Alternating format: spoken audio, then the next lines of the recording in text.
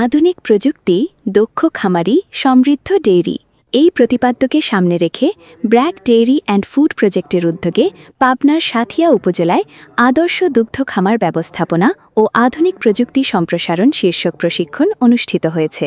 Senior reporter Jahangir আলমের প্রতিবেদনে দেখুন বিস্তারিত। রোববার সাঁথিয়া উপজেলা পরিষদ মিলনায়তনে আয়োজিত এ প্রশিক্ষণে সভাপতিত্ব করেন শাহজাদপুর অঞ্চলের আঞ্চলিক ব্যবস্থাপক ডাক্তার মোহাম্মদ রিয়াজুল ইসলাম। অনুষ্ঠান সঞ্চালনা করেন এরিয়া ম্যানেজার সাজ্জাদ হোসেন। প্রধান অতিথি হিসেবে উপস্থিত ছিলেন সাঁথিয়া উপজেলা প্রাণী সম্পদ দপ্তরের veterinary surgeon doctor Mohammad Faruk Mia. বিশেষ অতিথি হিসেবে উপস্থিত ছিলেন উপজেলা স্যানিটারি ইন্সপেক্টর মোহাম্মদ আফসার আলী এবং কলকারখানা অধিদপ্তরের শ্রম পরিদর্শক ইমাম হুসাইন।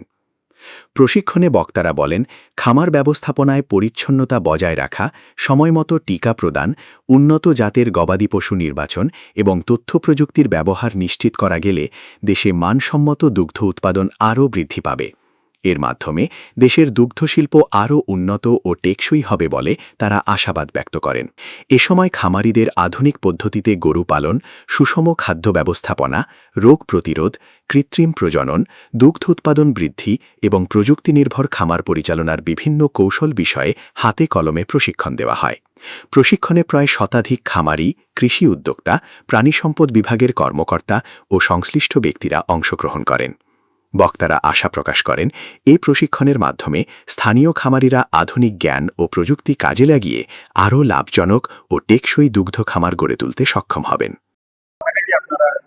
যে কোনো সময় খাওয়াতে পারবেন, কিন্তু বাস্তবতা আমরা হচ্ছে যে অনেক সময় আমরা খামারিদের যেটা পরামর্শ দিই যে 3 মাস আপনার গরু গা খাওয়ার পরে 3 মাসের মধ্যে খাওয়াবেন, মানে 3 মাস থেকে 7 মাস এই সময়ের ভিতরে খাওয়াবেন।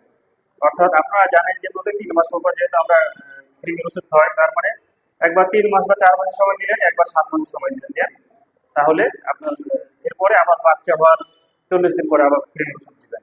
পরিশ্রম এবং তাদের কোয়ালিটি সম্পন্ন দুধের কারণেই কিন্তু আমাদের এই বাংলাদেশে 1 নম্বর ব্র্যান্ডে আমরা পরিচিত হয়েছি।